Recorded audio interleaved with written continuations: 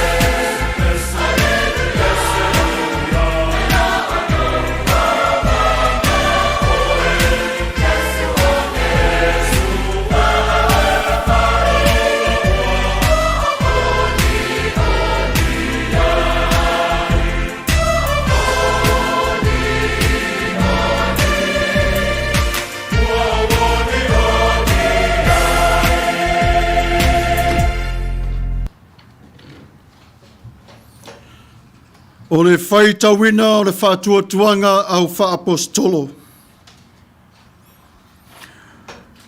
Wa whaatuatua i le tua le tamā.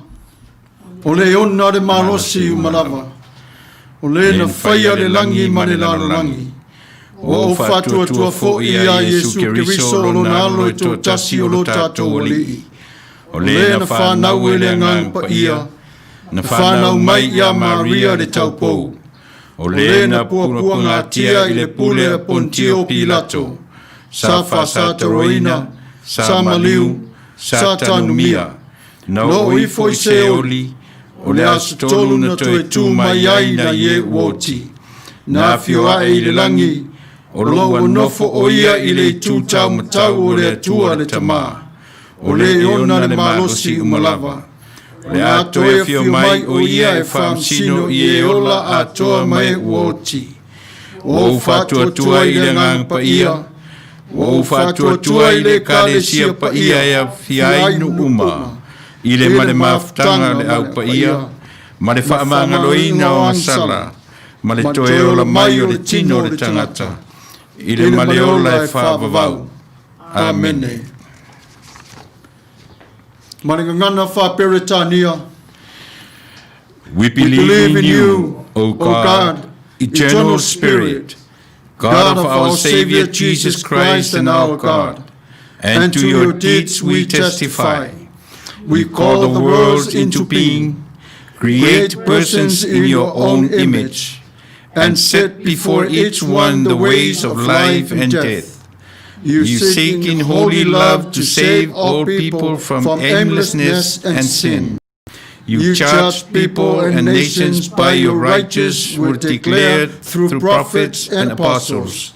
In Jesus Christ, the man of Nazareth, our crucified and risen Savior. You have come to us and shared a common lot, conquering sin and death and reconciling the world to yourself. You bestow upon us, Holy Spirit, creating and renewing the Church of Jesus Christ, binding in covenant faithful people of all ages, tongues, and races. You call us into your Church to accept the cost and joy of discipleship, to be your servants in the service of others, to proclaim the gospel to all the world, and resist the powers of evil, to share in Christ's baptism and eat at his table, to join him in his passion and victory. You promise to all who trust you forgiveness of sins and fullness of grace, courage in struggle for justice and peace, your presence in trial and rejoicing, and eternal life in your realm which has no end.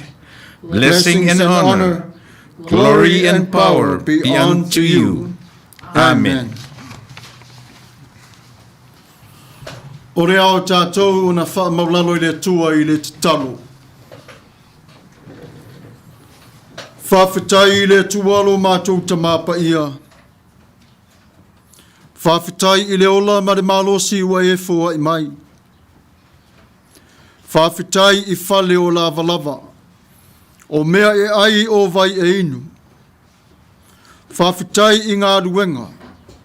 Whawhitai mo e kalesia o e fua i mai. Whawhitai mo mātou ainga. Whawhitai i le whaoratanga o e Sauniga mo i mātou. E vi ia lava la o fio i le nganga pa ia lo mātou fisoa soan sili. Whawhitai i le tua lo mātou tamā. E ui lava i le leo o pua ngā i ate i mātou i whainga tā o le nei o langa. Ai whaamua tupe i la o fio le whawhitai ma le whamalo. A wālau wha whananga sili i ate i mātou. Whawhitai lo mātou tamāpa ia. Ona wa e whātasi mai. Whawhitai au ngāri wenga mamana. I lau teita i ngā lofa i ate i mātou. Le moli e sa sulu pe lava le atua o lo mātou ta iala i lau upu e vola i ate i mātou. Ia vea lea lo mātou tamā maua sili maua mamai. E mā futa pēa ia te i mātou i le aso ma le aso. Whawhanga mai la wa fio ia te i mātou. Tai mai ia te i mātou i le halo re pōngisa. Whawhitai atuai i lo mana. I le ala e susulu o le malamalama mai i la wa fio. Whawhitai i lo mātou tamapa ia i le nei whainga malo. I le nei atunu o lo mātou o nā au mawai. Le wha moe le tua i la wa fio. Alo whangia alo lātou tā mawhai e ui na vai. Le tua mamanai. Wha mole whesoa soani la wa fio. Le peresa tene lo mātou tamā. Whesoa soani ia te ia.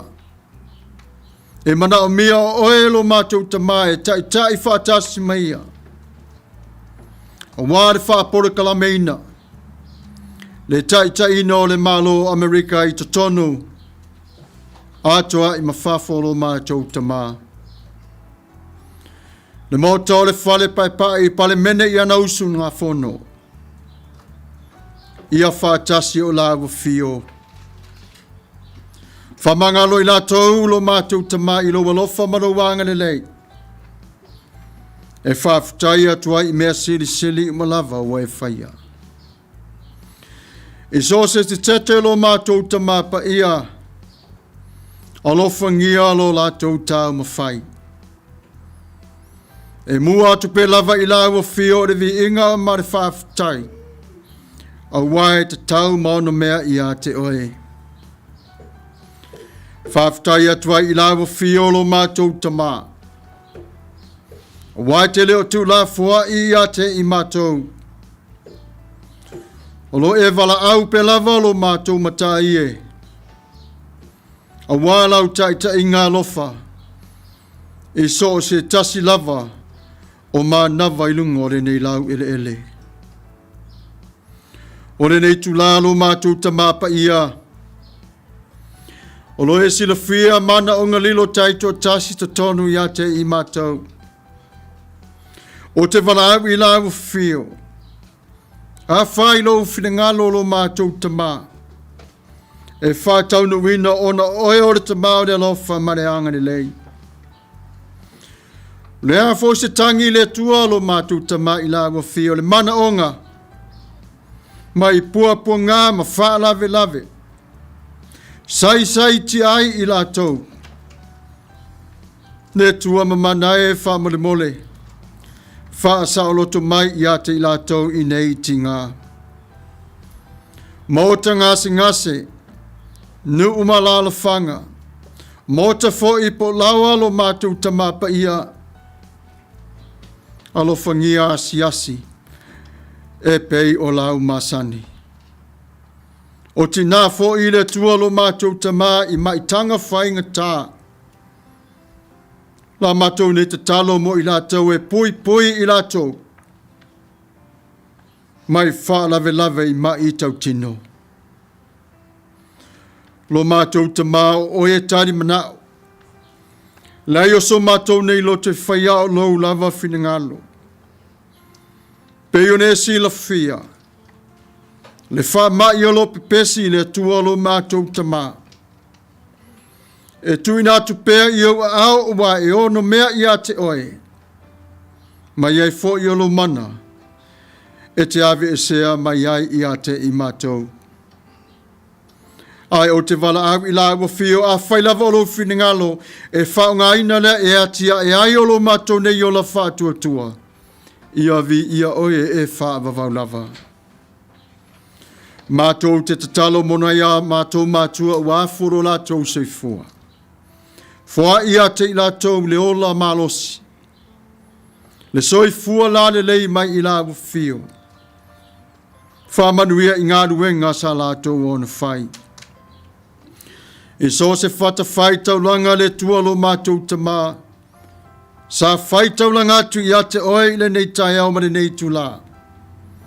Ia vai lua te tusaina I la wa fia, tusa I la wasi singa. O le alofa ma le anga le lei. Pangale ale tuolo mātou te mau I mātou o te whanau I le ato toa. O se ma wha ale tonu wa mātou o na whai. Wa veolo mātou manatu fua te ifo I o mātou nei loto. Wa wha malie ai o mātou nei māwhau whau. Ai ngalo ai a te I mātou le se o I mātou wa whaia. Mo le au no mai o la wa fio. Le tualo mātou tamapa ia. Wha mama wha mangaro mai ia te I mātou I le vā o le tasi I le tasi. O I lātou e whai I mātou mo lātou whili. Wha mangaro atu ia te I lātou. Angalele ia tu fo ia te I lātou. Ilo wanga lofa malo wanga lelei. Le tua pa ia e. O nei te se umalama mwha le tonu wa whaatama ia I le maleu. Te ngā o Yesu Kiriso. A wa o mai a te I mātou I lau wha manga longa lo mātou tamā. Ina ia mātou na mwhai o na wha manga lo atu I le tasi I le tasi. Ai wha sili sili ai I le tua. Mātou taito tasi o mātou nese se ma wha le tonu. Lo mātou tamā pa ia. Wha mangalo le lalo langi Atua. Wa lava matatoe le toto Yesu Kiriso e vea lea ma wha mangalonga. Mo I mātou umalava lo mātou tamapa ia. O lea la mātou nei te talo. E awala atu ia Yesu Kiriso. O lo walo li pele to tasi lo mātou wali'i. Ma lo mātou whaola. O te talo atuai. Amene. O le au tātou na vi'i atu I le tua I le vi'inga o Sauniga.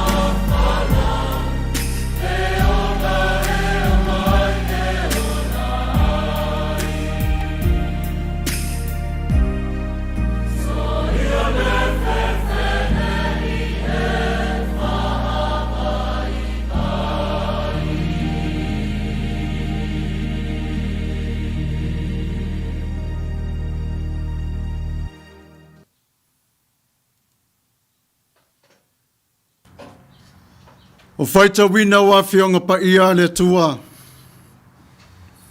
Mai le ngana wha a Samoa. La whaita wina le whaitua i a soli. Ulale.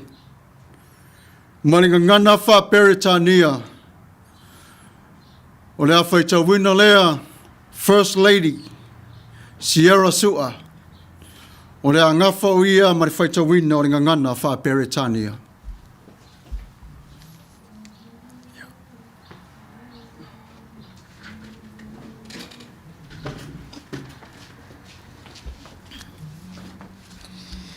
Whaitawina o awhionga pa ia le atua.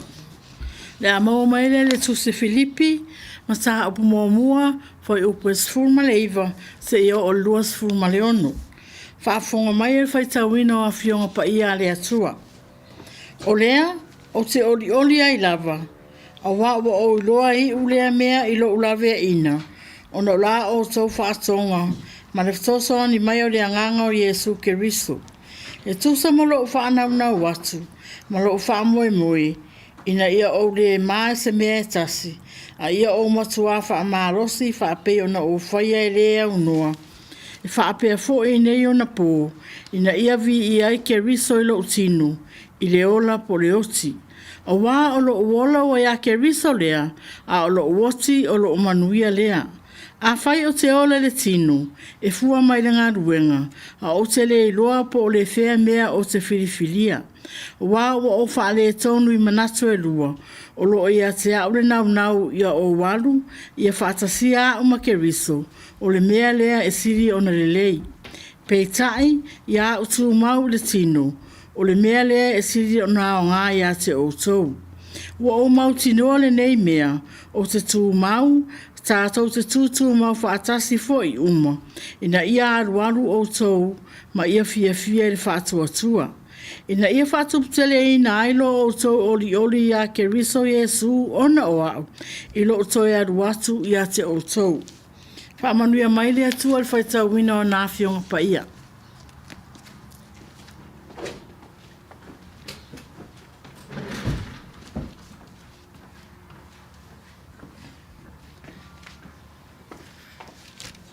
Our Bible reading for today from the English Version, New Revised Standard, will come to us from the book of Philippians, chapter 1, verses 19 through 26. For I know that through your prayers and the help of the Spirit of Jesus Christ, this will turn out for my deliverance. It is my eager expectation and hope that I will not be put to shame in any way, but that by my speaking with all boldness, Christ will be exalted now as always in my body, whether by life or by death. For to me, living is Christ, and dying is gain. If I am to live in the flesh, that means fruitful labor for me, and I do not know which I prefer. I am hard-pressed between the two. My desire is to depart and to be with Christ, for that it is far better, but to remain in the flesh is more necessary for you. Since I am convinced of this, I know that I will remain and continue with all of you for your progress and joy in faith, so that I may share abundantly in your boasting in Christ Jesus when I come to you again. Let us hear the reading of his word. May God bless the reading of his word.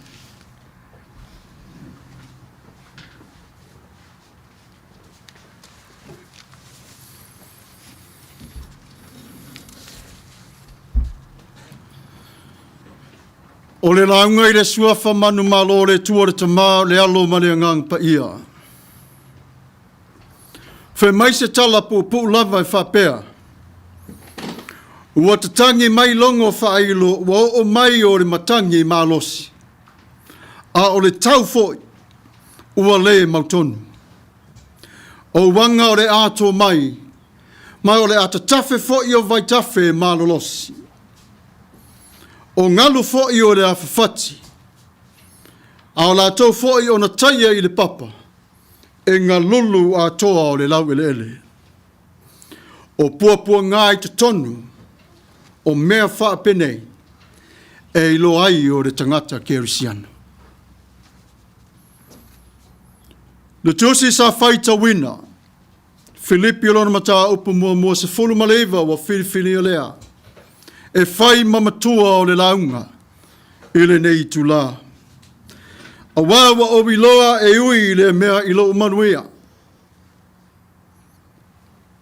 Ona o la Outou whatonga. Ma le whesoa soa ni mai o le nganga o Yesu Kiriso. O le matua o le launga e whapea pe o te oti, pe o te ola. So se wha masinonga lava. E au lava o na tā pena le lei o le ua mōlia e le tūla whonu. Ina ia tūsi tusia o sana wha matalanga i se lau pepa. Ina ia tūla ia tūluma i tūsai mō na mōlianga. O loo iai o le lau pepa e le pa uai o se upu pe ngalo ai o se tala mai a te ia. Le tūlanga lea o iai le apostolo Paulo. Ua vela o pua ngā mawhainga tā o Paulo Lenei lava i tūla. Ua vea lea mawevesi i tonu foi i a te ia. Ai se a lea o ngā e tā uai o le whamtalanga tūsia. E ave ese mai ai o le fefe maripapole i le ua maulia, i le marinei, e ilo ai o le lava tā pena. A o iai o Paulo i ona pua ngā. Sa lei wha moe Paulo e tusi lana wha matala i te tonu o se lau pepa. Sa te te e Paulo i ona manatu malangona, wa e tasi lava o lona manao. E a whio mai lava le nganga o Yesu. Na te whaatala noa mai a au mai ale upu i a te au. E tonu malo wha masinonga. Awa ua tasi le loto o Paulo. Tasi le fatu malona tali tonu i a Yesu. E ui lava i na wha loto lua o na manatu. Ai sa tu mau pe lava o ia. O Yesu. O le ta iala i pua ngā mawhaingata i a te ia. E le i mauna nofo le foi Paulo. E le tu le lei foi. Ua avea foi o maunei whawhitauli.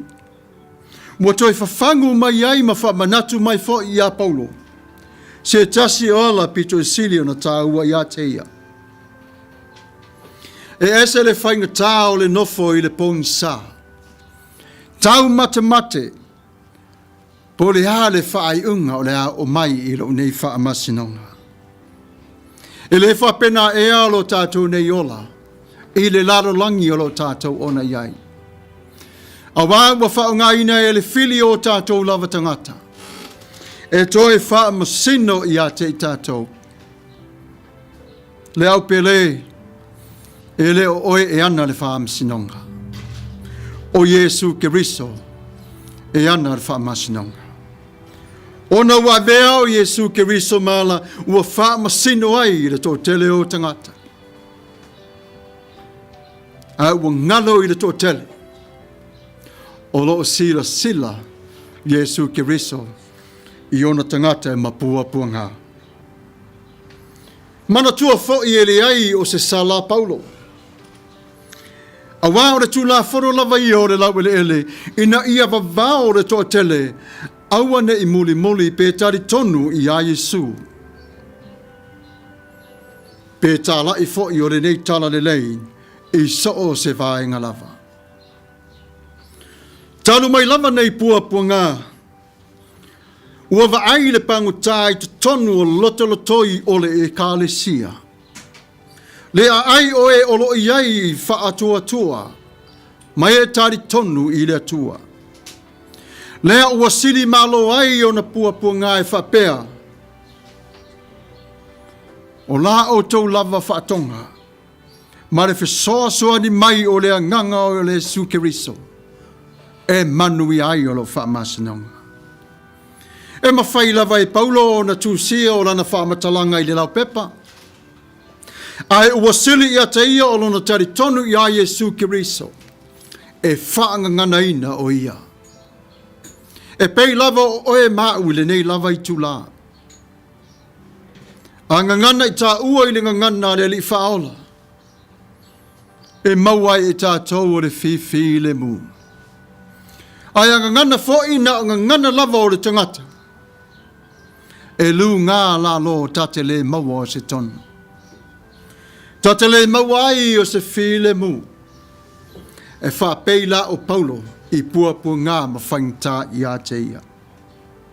Mo mauti no le leifo i Paulo e tū lai ke riso i le taimi o lona wha masinonga. I le ale winga. E lava tā pena mai le li i whaola. I le tau mawhai. E lavea i ma pui ma marutia i a Paulo o le alofa i ai. Ai a whaafonga la i vaenga nei e lua wa o iai o le mawhauwhaunga o le apostolo. Pe o te ola, pe o te oti. Mua wa ia whapea na whasili Paulo o le ekalesia i Filipi e te talo mō na pua ngā. Le tasi nei o le vaenga e ao ngā patino lava mo o e mā. A iai pua ngā ma whainga tae te tupu mai i lo tāua nei ola. Ai se a wa tā nofu ai ai le vala au watu le kālesia. A ai o e wha atua. Ai o e tari tonu i le atua. Tu ese o lo tā ua matamulu i se tu lau lava. Ave ese o le maasias. Ai vala au i le whaife au ma le kālesia. E fe soa ni atu i o pua ngā ma whaingta. O wā ele ai lava o se sala. E tupu mai ai e pe o lau vala au atu maritangi i le manao i se while mu. Lua, o le tari tonu o Paulo i le mana o Yesu Keriso e tū mawai o ia. Ona fo i wai le leilava e Paulo ma ua tangata ngai i ngā luenga ua whaia e Yesu i a te ia. Tele o wha lave na tutupu mai i lona soifua. Ai sa lavea i pe lava Yesu i a Paulo. Sa oa o pe lava Yesu i a Paulo. Sa whaunga ina pe lava ma o lo whaunga ina pe lava Yesu Paulo. Yaso wha penei. A wha pe la o Paulo i le nei tūla. Ai se ai te wha longo ti ngai. Ai le vala awa tuia i le ai o wha tutua. Mai la tau tari tonu le ainga o le tua e alo whangia o puapu ngā ma whaingata. Se i tia oe i la tau tāru sanga. Ma ia pale mai o le mana o Yesu Keriso. E wha fale ai oe i puapu ngā ma whaingata. Ia tātou o na vala au watu i so se tasi lava i le talo. Le manatu le loto lea o Paulo i lona ola. I ola tala i atu Yesu i le lautele. Mo ia mana fo i le nei tula e toi whawhangu mai i a te tātou. Aua ne ngalo. Olo sila mai pe lava le tua. Pe o te oti, pe o te ola. O mea nei e tā ua i te tonu o lo tātou nei o langa Tapuai. Awa i tātou o na manao e ave ese mai o pua ngā mawhaingata a ia tātou o na talia a wai whao ngā ina e le atua i le nā lava taimi mō oe mā. O le ala le oti po le ola. O lo whātasi le atua ma oe. O lo ia foi o na whau tua i a te oe. O le tu o le oti atu i le lano langi, ma le tu o le ola atu i a te ia i le ola e whāvavau. O le whina ngalo o le tua i a oe mau ina i ola. Whapei o Samoa i le nei lava i tula. O lo tula i le nei lava le tua i le vā upolu ma savai. Tutuila ma Manua. O whātasi o lua lima i le lofa. Tu mai e whātasi. Le ainga aua ne i mālue lue. O lo whau tua fo i le tua i atunu umalava. I whainga malo ina i anu nofo i le whea alfane.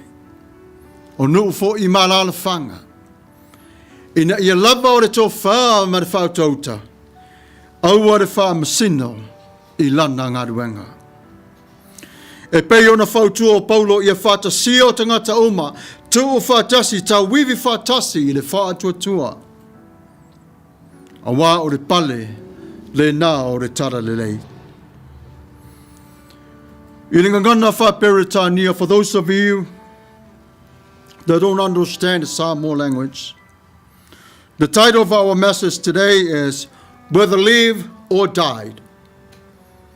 I'd like to share this small illustration with you. A bell by you rings and during the storm. The beating of the waves and the wind brings the music that is within. So too, do trials reveal what is inside a Christian. Philippians says, For I know that through your prayers and the help of the Holy Spirit of Christ, that would deliver me for my victory. When you're in prison, your lawyer will come to you and say, I need a statement from you for what has gone wrong. But that's reality of life. But what about you when you face reality, especially when somebody wronged you and you are doing the Word of God? Do you have to write a statement about it? Or do you have to rely on Jesus Christ to speak for your behalf? In what way? He will give you words to speak. Because the Lord understands what you're going through, it's not you. The battle is His. Why is it so important to write down your statement at times? Yes, of course. That helps us to see what happened at the scene or where had we been. So that way every single word that we all put together, that helps you in your case. Paul, he did not do that as well. He rests upon the power of the Holy Spirit, the power of Christ to speak for his behalf. But Paul painted such a great picture for us this morning. It's the pictures of trusting in God in the middle of the storm. When troubles come, firmly stand on the rock.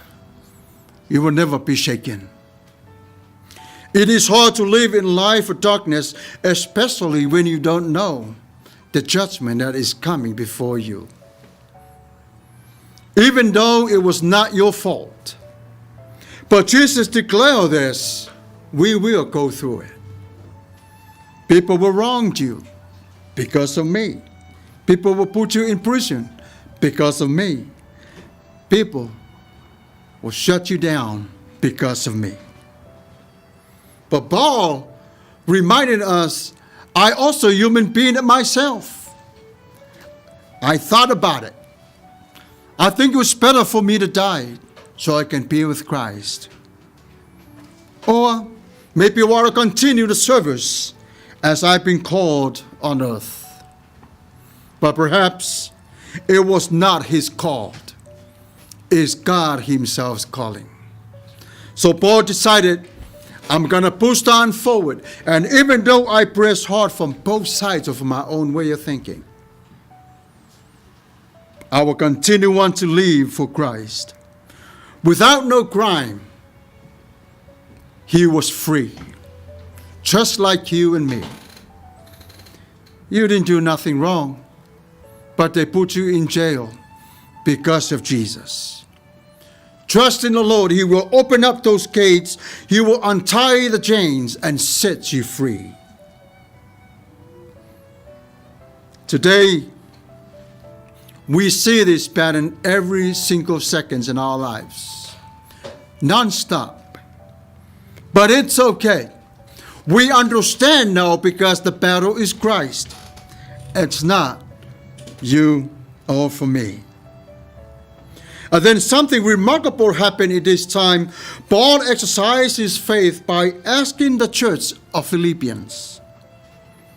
He says this, For I know that through your prayers that the help of the Spirit of Jesus Christ, this will turn out for my deliverance. Paul is known such a great writer in the New Testament. For all the great thoughts that are in his head, he'll remind himself about how good his pencils is. But he trusts Jesus will speak for him in front of the judge. And then something happened. The prisoner looked up to the church. Because of my suffering, I call upon to you. And there's so many things that comes after that. Double-casting myself, double-minded. Should I go to be with Christ, or shall I continue to be with you? When he asked the people to pray for him, believers did pray. They lift him up. And then he believed the power of the Holy Spirit. And that's the power that sets him free. We may well find pause and soreness in challenges in this life. Yet, it is a helpful reminder for you and for me. We are not alone. Together we with God. But to work and to pray for a better world. The world, it's going to act like the world. Person is going to act like a person. But what can we do to make the world better for us? Follow Jesus. Ask him in prayer. Allow him to speak for our behalf, so we may too receive the power of the Spirit. The conclusions of our message this morning is this.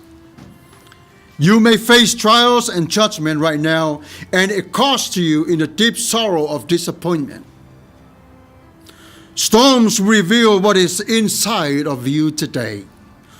Whether you stand strong in your belief that Jesus is Lord, who died for you and for me. Believe the grave is empty. When the trials comes, remember to ask your church to pray for you. The power of the Holy Spirit can be manifested upon your life right now. To declare victory and to set you free. Today is the day that you will come to the altar and then you surrender to God for all the things that are going into your life. Even the message today that we can all share with one another. And it's no use if we don't share with each other. I'm inviting you today to come to the Lord. Surrender. Say, Father, I have sinned against you. Father, I'm in jail because of my calling. To die is to gain. Means giving your life to Christ and surrender to him. If you need somebody to talk to, here we are, the Folafola or the Tapuai. The church, we promise to help you, to walk with you along the way. 1 John chapter 1 verse 9, this is what he says. If we confess our sins, he is faithful and just and will forgive all of our sins and purify us from all unrighteousness. Our message today, whether live or died. Pe otiola, pe otioti. Ia whamanuia tu le tua ia te oe. I le suafa o Yesu Kiriso. Amen. Tatou vivi'i atu i le tua i le pese o Sauniga.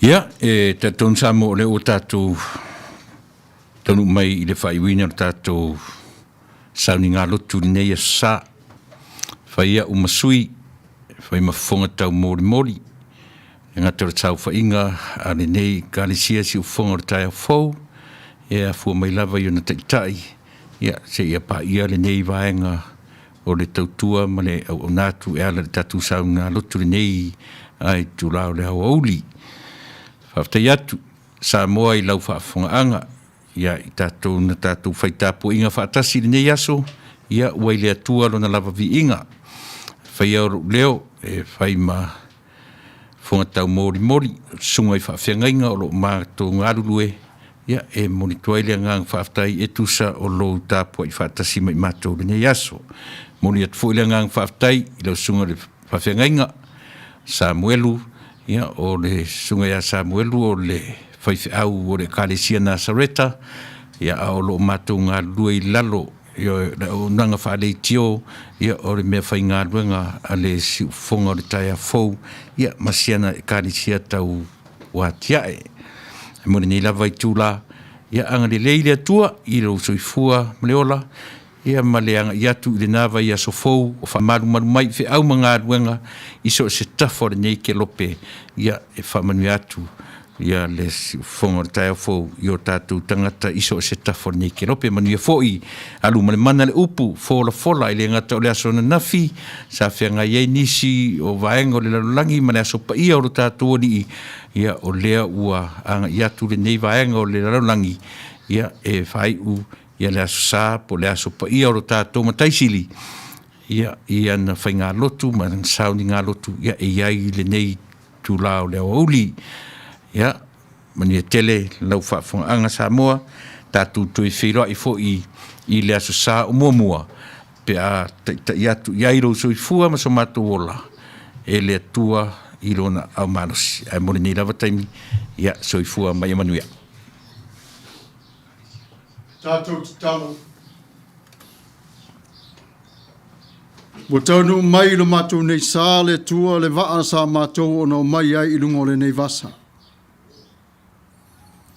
Le nei ua lafo le taulalo mātou tamā. A wala vari wha moi moi mai a te oe lo mātou matai. Alo whangia I mātou o le ata ape ape. Ta lafa le li te tasi mātou I o mātou ainga. Mafuta mai la ua fio. I le suafa o Yesu Keriso. Lo mātou ali I malo mātou whaola. Amene.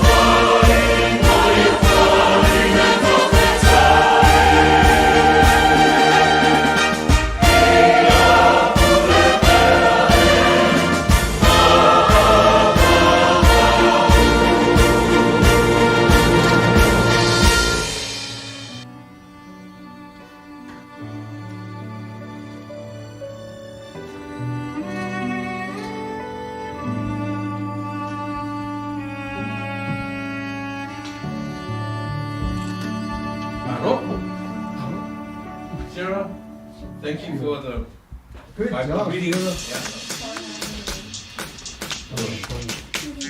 You are a member of the church. Wonderful song. Thank you so much, everybody.